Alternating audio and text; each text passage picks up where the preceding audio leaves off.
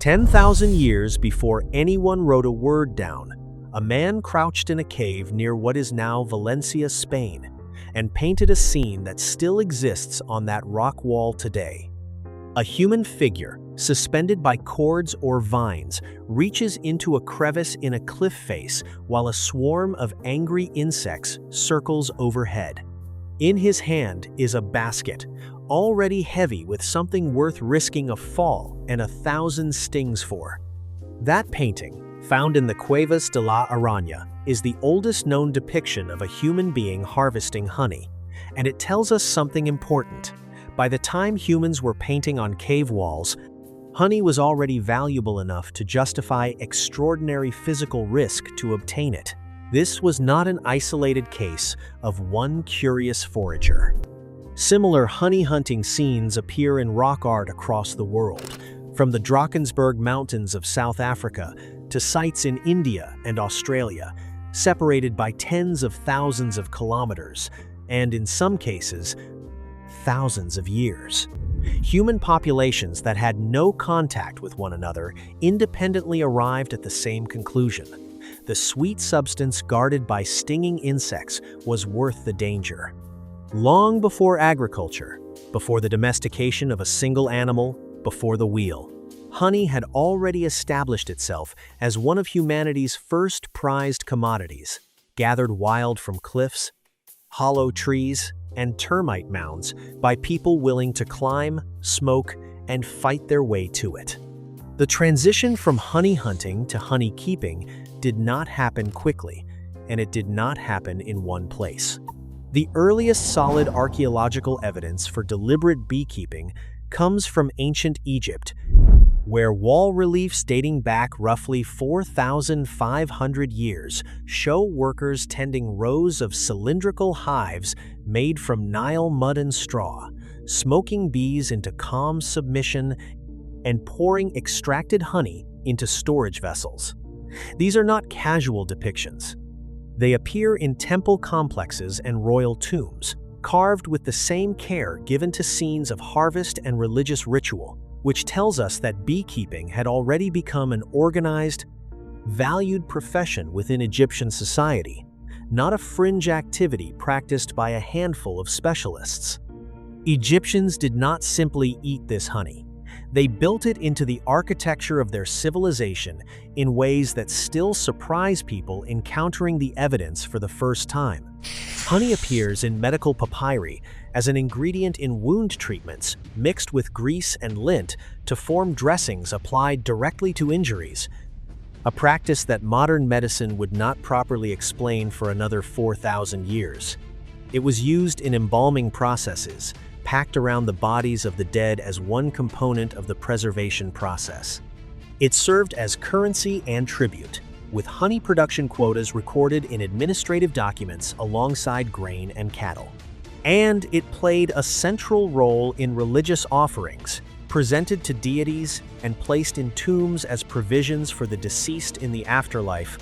which is precisely why archaeologists opening sealed tombs thousands of years later have found jars of honey still intact, the seals unbroken, the contents inside neither fermented nor spoiled, despite millennia in the dark. Mesopotamian civilizations, developing in parallel along the Tigris and Euphrates, left their own records of honey's importance.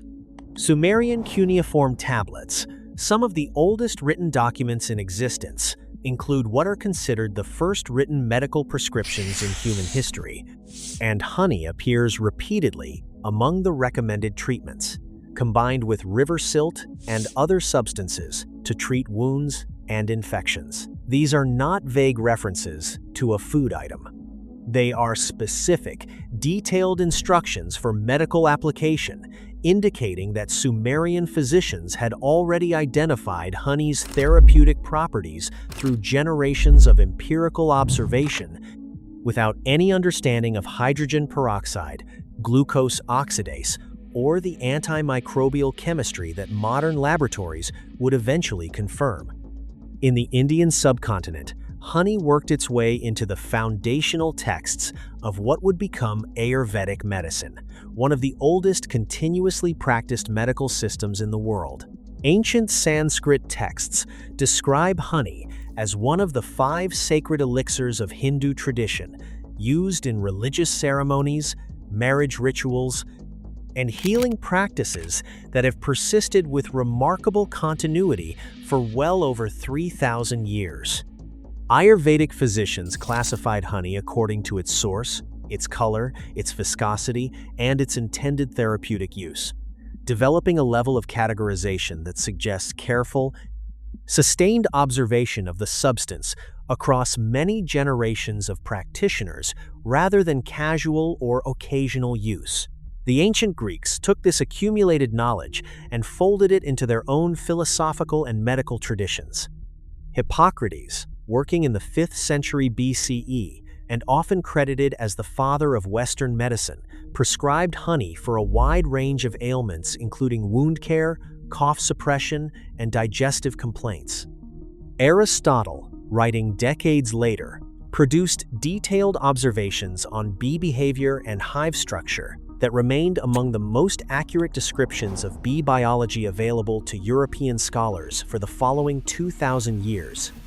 An extraordinary claim when you consider how limited his observational tools were compared to what modern entomologists have access to today. Greek mythology wove honey directly into its cosmology as well, with the infant god Zeus said to have been nourished on honey and goat's milk while hidden in a Cretan cave from his father Cronus, and with honey serving as a central ingredient in ambrosia, the food of the gods themselves. A detail that reveals just how highly the Greeks regarded this substance. They did not merely enjoy honey, they considered it worthy of divinity. The Greeks also developed some of the earliest formal beekeeping practices in the Western world, with woven wicker hives and structured harvesting methods described in agricultural texts. Greek beekeepers understood, through direct observation rather than chemical analysis, that different flower sources produced honey with different flavors and properties, and they began the practice of identifying and even naming honey by its floral origin, a tradition of terroir that predates the modern wine industry's obsession with regional distinction by over 2,000 years. Thyme honey from Mount Hymettus near Athens became so celebrated that it was exported throughout the ancient Mediterranean world and referenced by writers and poets as a benchmark of quality against which other honeys were measured.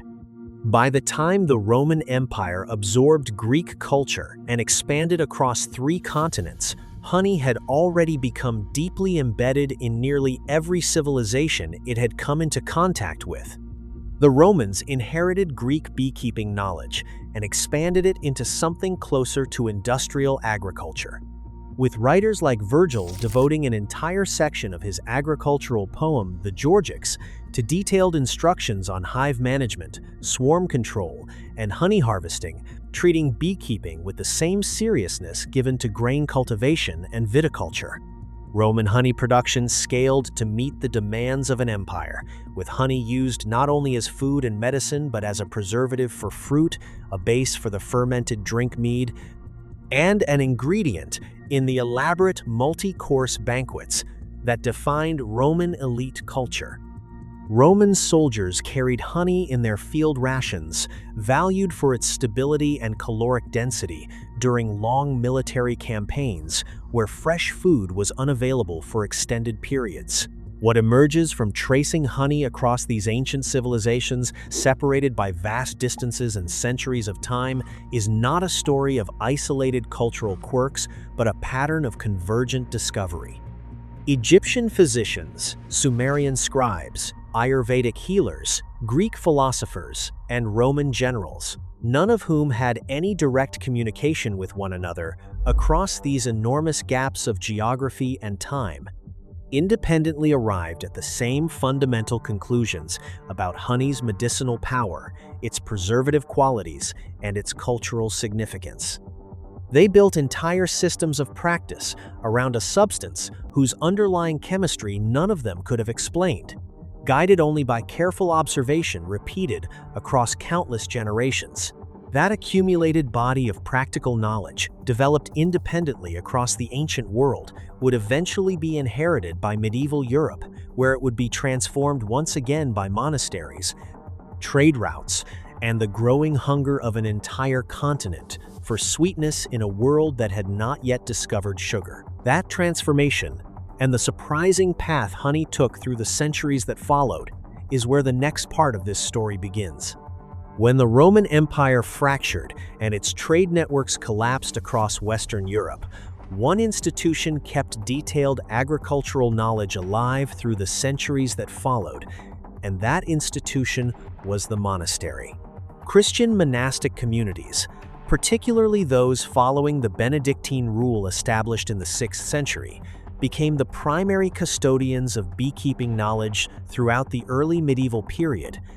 maintaining hives on monastery grounds not as a minor side activity, but as a central component of their economic and religious life. Monks needed honey for a purpose that went far beyond sweetening food.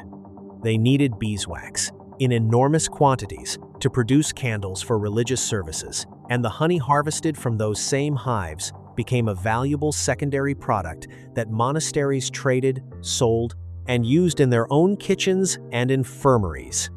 This connection between beeswax candles and church ritual created sustained economic demand for beekeeping that persisted for nearly 1,000 years,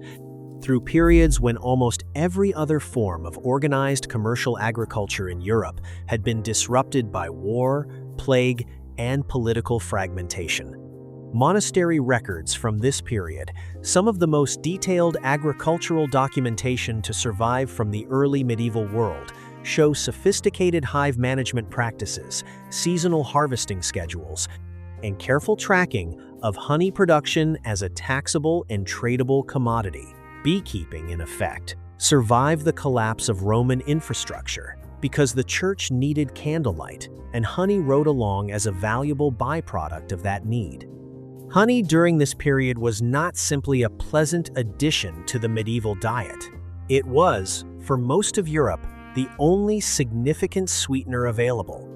Cane sugar existed in the ancient world, but it remained a rare and extraordinarily expensive luxury import from Asia throughout the early and high medieval periods,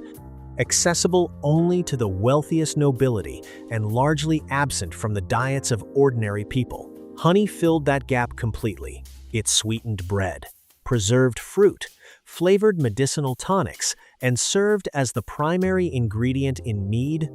a fermented honey beverage that predates both wine and beer in many parts of Northern Europe, and that carried significant ceremonial and social weight in medieval Scandinavian, Anglo-Saxon, and Slavic cultures.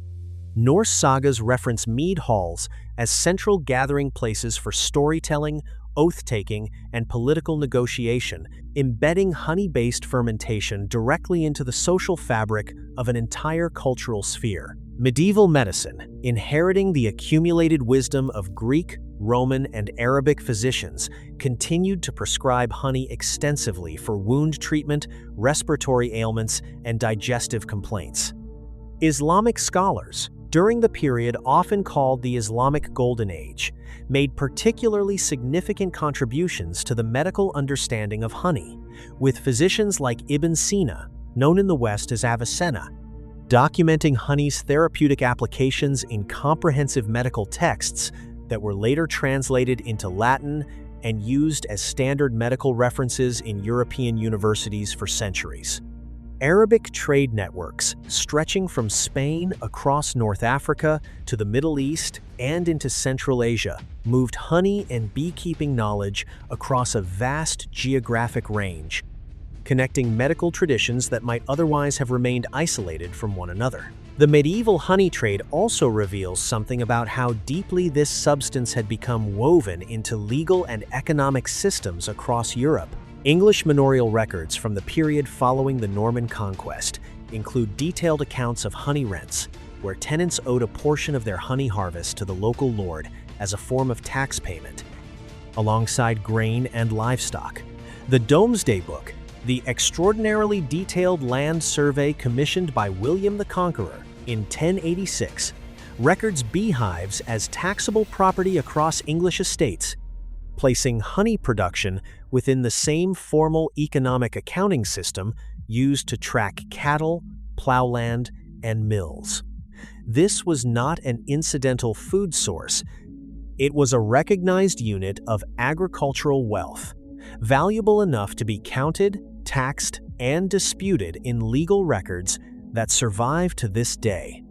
As European exploration expanded outward beginning in the 15th century, honeybees traveled with colonizing populations to environments where no honeybee had ever existed before. European honeybees were introduced to the Americas by Spanish and later English colonists in the early 17th century, and the insects spread across the continent far faster than the colonists themselves did,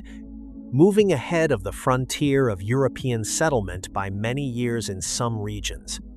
Indigenous populations in North America, encountering these insects and their honeycomb-filled hollow trees before they ever encountered the European settlers who had brought them, referred to honeybees as the white man's flies, a name that reflects how directly bees were understood as a marker and consequence of colonization spreading across the land. This period also produced one of the most significant scientific developments in the entire history of human interaction with bees. For most of recorded history, honey harvesting had required destroying the honeycomb and often killing or displacing the entire colony in order to access the stored honey. Beekeepers had no reliable way to remove honey without damaging the hive structure the bees had built. This changed in 1851 when an American clergyman and amateur naturalist named Lorenzo Langstroth discovered what he called bee space, the precise gap of roughly 6 to 9 millimeters that bees will leave open as a passageway rather than filling with wax or propolis.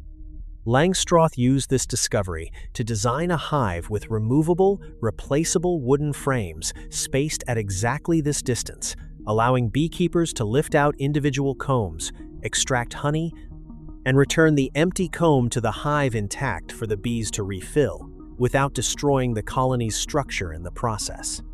The Langstroth hive, patented in the United States and rapidly adopted across the world, transformed beekeeping from a destructive, one-time harvest activity into a sustainable, repeatable agricultural practice that could be managed with precision across an entire season.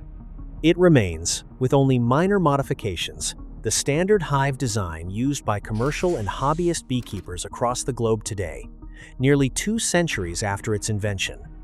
Very few agricultural tools designed in the mid-19th century remain in essentially unchanged use in the 21st century,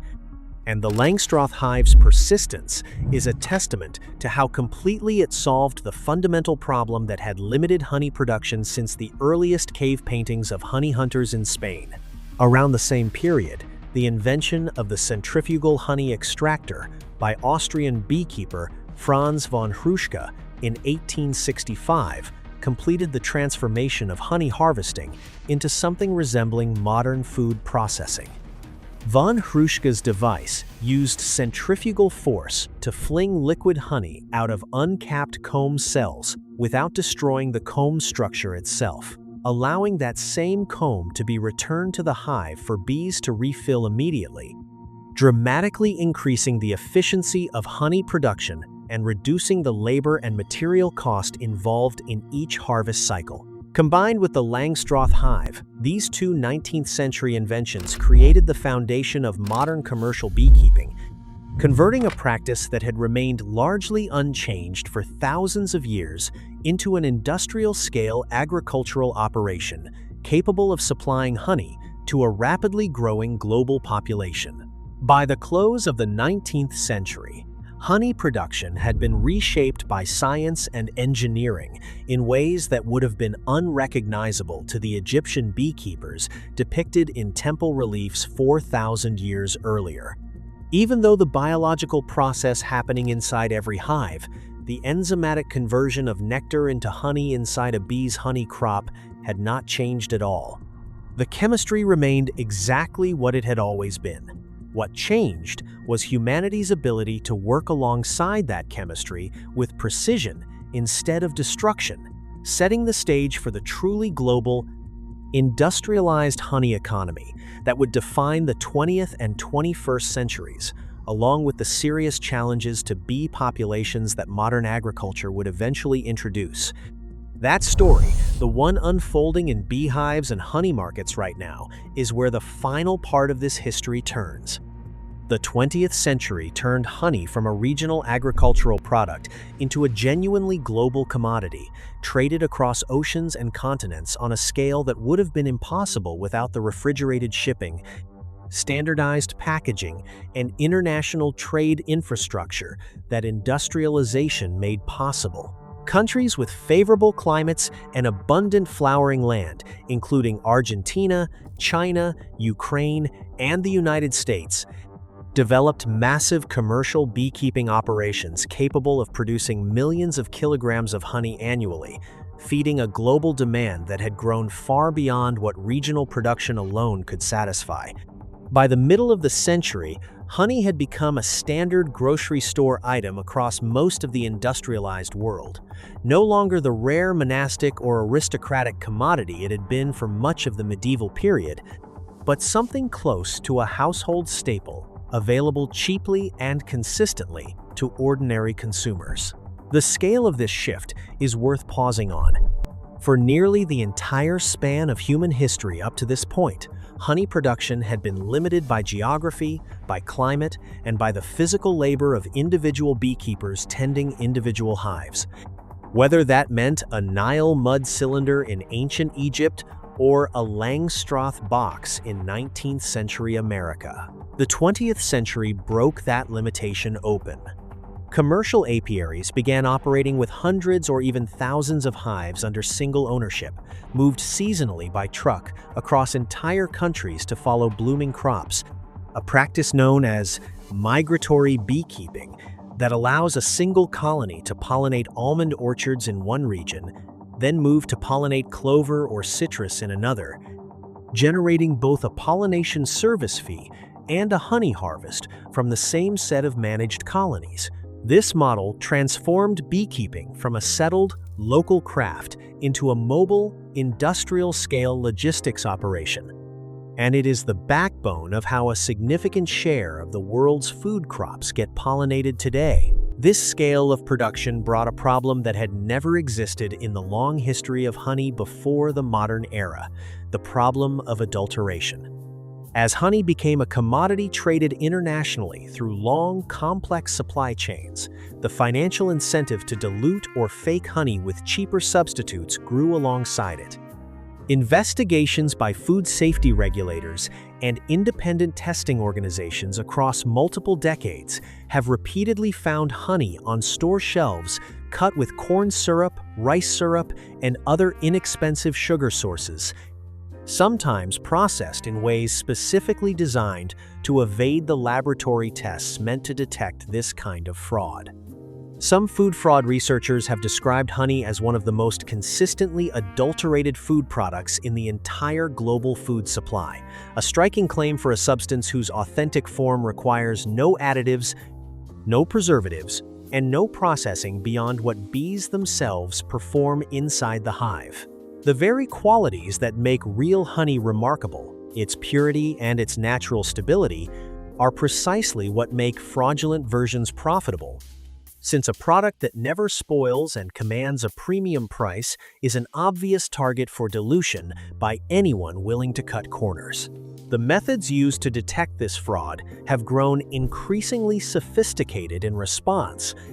moving from simple sugar profile testing to isotope ratio analysis, capable of detecting whether the carbon signature of the sugars in a jar of honey matches what bees produce naturally, or instead reveals the telltale signature of corn or cane syrup added after the fact. Some countries have implemented stricter labeling and testing requirements as a direct response to repeated fraud scandals, while others still lack the regulatory infrastructure to catch adulterated honey before it reaches store shelves. Meaning, the purity of a jar of honey today can vary enormously depending on where it was produced, where it was packaged, and which regulatory regime it passed through on the way to a kitchen shelf. This modern chapter of the honey story has also brought serious threats to the health of honeybee populations themselves, threats that stand in stark contrast to the millions of years of uninterrupted biological continuity that preceded them. Beginning in the mid-2000s, beekeepers across North America and Europe began reporting a phenomenon that came to be called colony collapse disorder, in which worker bees would abruptly abandon otherwise healthy hives, leaving behind a queen, immature bees, and stored food, with the vanished workers never returning. Researchers investigating this phenomenon have pointed to a combination of interacting factors, including parasitic varroa mites, pesticide exposure, habitat loss reducing the diversity of available flowering plants, and pathogens, rather than any single isolated cause. The scale of these losses has been severe enough that commercial beekeepers in several countries now report annual colony losses far higher than historical norms, requiring constant colony replacement and splitting just to maintain stable populations for agricultural pollination services. The varroa mite in particular deserves attention here because its story is itself a modern echo of the same globalization that turned honey into an international commodity. Varroa destructor originated as a parasite of a different Asian honeybee species, one that had developed some natural resistance to it over a long shared evolutionary history. When global trade and the movement of managed bee colonies brought Varroa into contact with the Western honeybee species used in most commercial beekeeping worldwide, a species with no comparable evolved resistance, the mite spread rapidly across nearly every beekeeping region on Earth within a few decades, feeding on bee fat body tissue and transmitting viral pathogens in the process. It remains one of the single greatest ongoing threats to managed honeybee colonies globally, and beekeepers now treat for it as a routine, expected part of annual hive management, a burden that simply did not exist for any beekeeper throughout the thousands of years of history described earlier in this story. The stakes of this decline extend far beyond the honey jar on a kitchen shelf. Honeybees are responsible for pollinating a substantial share of the crops that make up the modern human diet, including almonds, apples, blueberries, and dozens of other fruits, vegetables, and nuts that depend on insect pollination to produce a harvest at all. The same mutualistic relationship between bees and flowering plants that began roughly 100 million years ago and that eventually produced the honey found in Egyptian tombs is the same relationship that today underpins a significant portion of global agricultural output, which means that the health of honeybee colonies has become a matter of food security for the entire human species, not merely a concern for beekeepers and honey producers. Even as these challenges have mounted, modern scientific research has confirmed and deepened much of what ancient physicians understood about honey through observation alone, without any access to the chemistry involved. Laboratory studies conducted over recent decades have verified honey's antimicrobial properties, connecting them directly to the hydrogen peroxide production driven by glucose oxidase, the low water activity that prevents microbial growth, and the acidic pH that most bacteria cannot tolerate. Manuka honey, produced by bees foraging on the Manuka bush native to New Zealand and parts of Australia, has received particular scientific attention for containing an additional antibacterial compound called methyl glyoxal at levels far higher than most other honey varieties,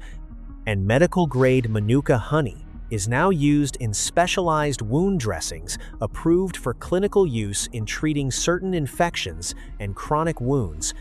a direct modern echo of the wound treatments described in Egyptian medical papyri and Sumerian cuneiform tablets thousands of years earlier. What ancient healers arrived at through generations of trial and careful observation, modern laboratories have now explained down to the molecular mechanism, and in doing so have validated rather than contradicted the accumulated practical wisdom of nearly every ancient civilization that used honey medicinally. Alongside this renewed scientific respect for honey's therapeutic properties, recent decades have also seen a cultural return towards small-scale, local, and artisanal beekeeping, a countercurrent to the industrial-scale migratory operations described earlier. Hobbyist beekeeping has grown substantially in urban and suburban areas across many countries, driven partly by concern over pollinator decline, and partly by a renewed interest in food traceability and traditional production methods, in some ways echoing the same instinct that drove Benedictine monks to maintain hives for reasons of both practical necessity and quiet, deliberate care. Backyard beekeepers today, tending a handful of hives in cities and towns, are participating in an unbroken chain of practice that stretches back to the honey hunters painted on that Spanish cave wall,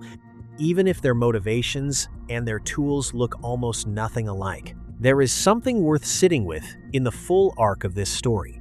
A chemical process refined inside the body of a single insect species over roughly 100 million years, producing a substance so stable it can sit sealed in a tomb for 3,000 years and remain edible, was discovered independently by human populations on nearly every inhabited continent, built into medical systems, religious rituals, economic structures, and legal codes across civilizations that never once made contact with one another. It survived the collapse of the Roman Empire inside monastery walls, sweetened a continent that had no other reliable source of sugar for most of 1,000 years, crossed oceans ahead of the colonists who carried it, and was finally understood at the molecular level only in the last century, confirming what illiterate honey hunters climbing cliff faces 10,000 years ago had already, in some practical sense, figured out. And now, in an era of industrial-scale production, food fraud, and genuine threats to the very insects that make this whole story possible, that same substance is being protected, studied, and in some quiet corners of the world, returned to the same kind of small, careful, hands-on stewardship that first made this relationship between bees and humans work in the first place. The jar sitting in a kitchen today carries all of that history inside it, unchanged at the molecular level from what it was before the pyramids were built, before the first human ever thought to paint a honey hunter on a cave wall. If there is one part of this story that surprised you, whether it is the age of the relationship between bees and flowering plants, the honey found intact in ancient tombs, the modern fraud problem hiding in plain sight on grocery shelves, or the threats facing bee populations right now, put it in the comments. There is a lot more history packed into that jar than most people ever stop to consider, and hearing which part of it stood out most is always worth reading.